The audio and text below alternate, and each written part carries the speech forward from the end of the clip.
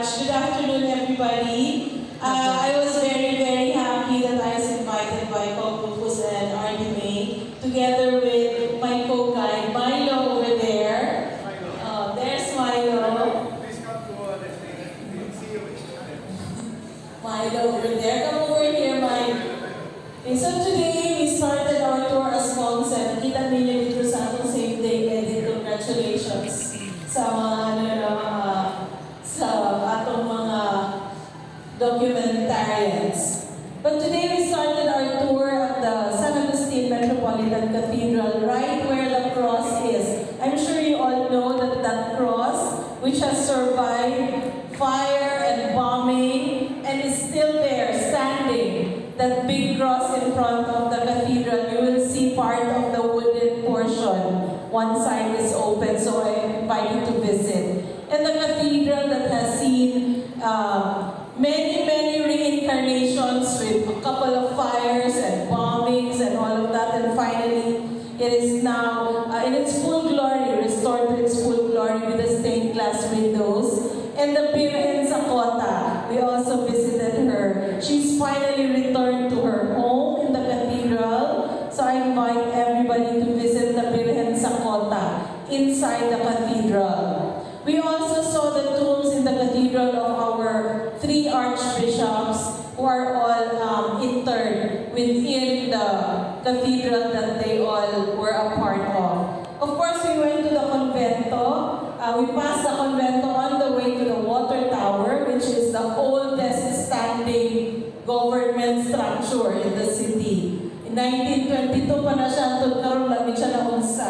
Murag itipasan din siya sa mga bombs.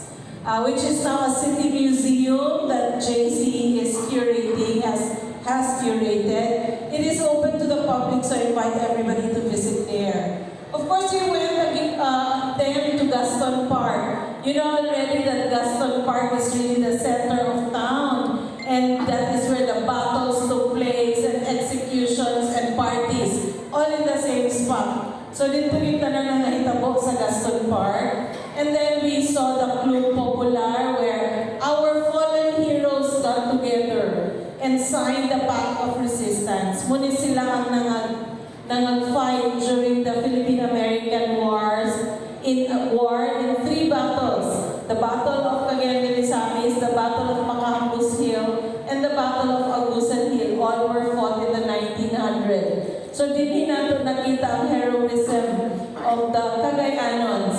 Kani sila ng mga Cagayanons, makita nato ang ilang mga ngalan nga nakasulat din sa Magsaysay Monument in Divisoria, and of course at the Plaza del Héroes here in Pueblo. So kung ang mga taga-Pueblo, bisita lang mo diha near the Pueblo office, and you can see the names and the stories of the battle.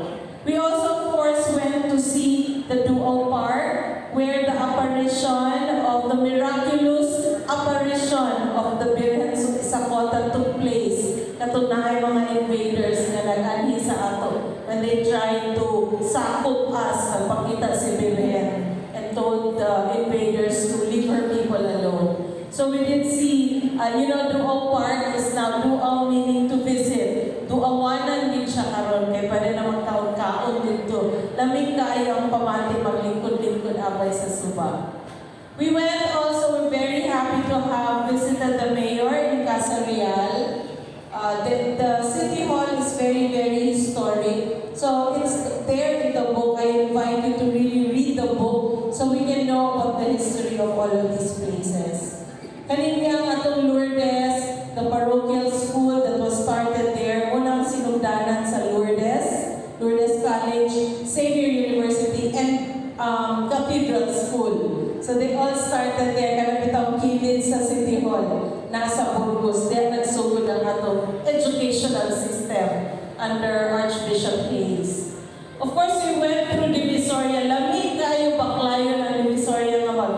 Puro kang nag-island hopping ba? Ilan sa amphitheater, paingon sa Masonic Marker, paingon sa Rizal Monument, and then J.R. Borja Monument, which karon pa lang naibalaan ni Kong was made by national artist Napoleon Abueva. So we really have treasures here within our city.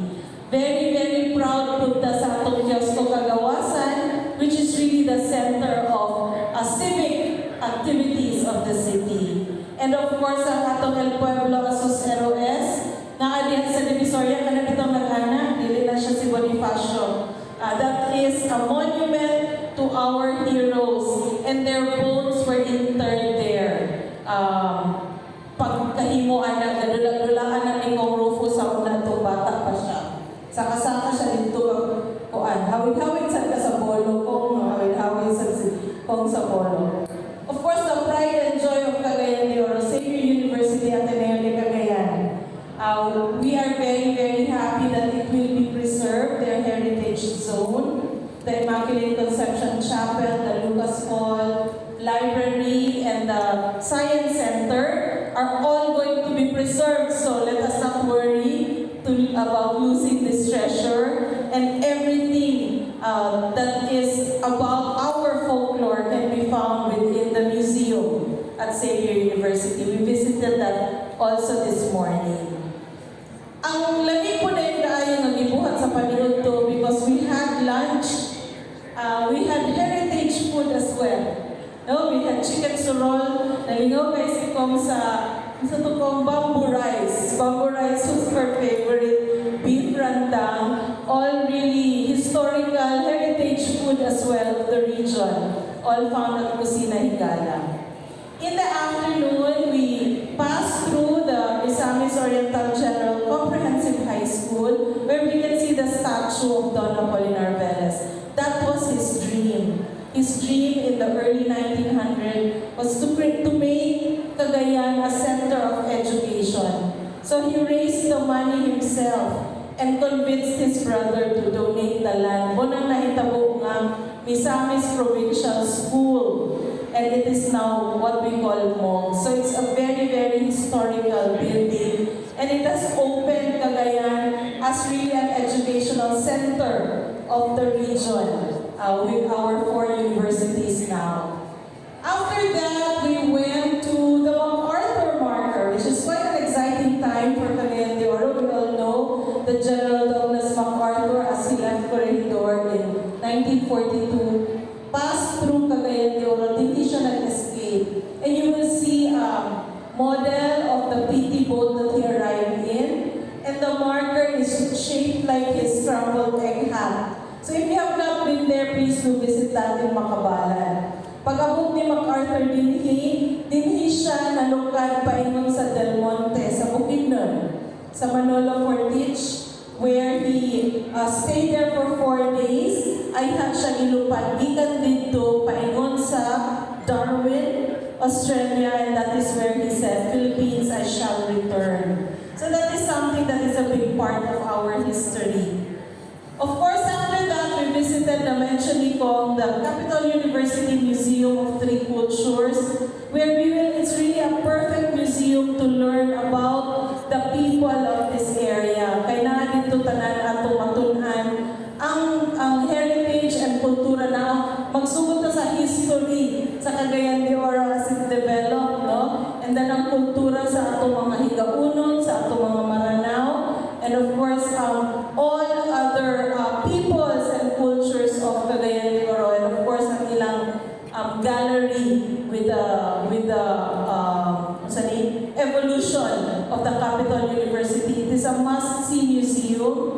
You know, Cagayan de Oro is very unique because for a city of our size, it is unique that we have 4 museums. Actually, we have 6. Ang duha medyo close pa. We have 4 museums in the city. The City Museum, the Xavier University Museum, the Capital University Museum, La Castilla, and then ang duha dayon ang Shell Museum nga gaayuhon karon. Shell Museum, remember kung that is in the public library, City Library.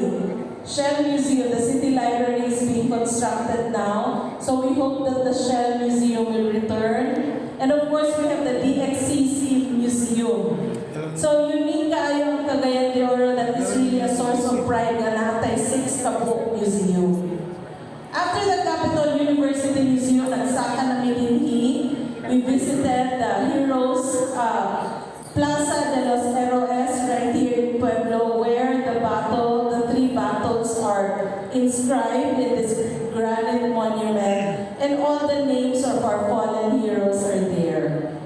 I'm sure daghan wala nakabalungan in Lumbia Airport. Look, our airport was initially built by the Japanese Imperial Army in 1943. That is why there is a marker there. There is a very cute little Japanese marker at Lumbia. Please do visit it now. Basi mas stricto na sila kung umabot ng EDCA. But now it is open to the public. We will endeavor to make sure that it will remain open to the public. This Japanese marker commemorates the Japanese soldier and their partnership with Cagayan in building that airport. Our last stop for today is the historic Makahambus Cave, which is the place where the first victorious battle against the Americans was won, was right there at Makahambus Hill, the Battle of Makahambus Hill.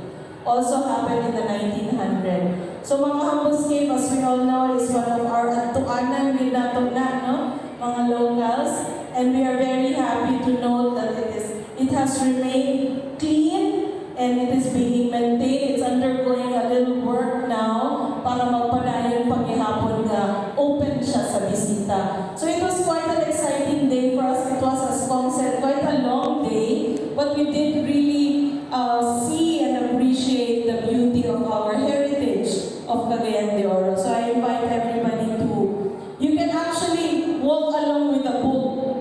No? Dalawa yung ang book ni Kong Rufus, and then you follow the trail and you'll be able to make your own DIY tour. But mas maayong yun nga kung mamaligyan na ang atong mga travel agencies and tour operators. We invite people to book a tour so we can all do our share in helping the tourism economy, be alive in Cagayan de Oro. So muna ang atong, some of us were there, ang atong adventure for today. So I hope that daghan pa mo ato. We are here. Tour guides in Cagayan de Oro who can assist you. So salamat kayo, Kong, for having us during this tour. Thank you, everybody.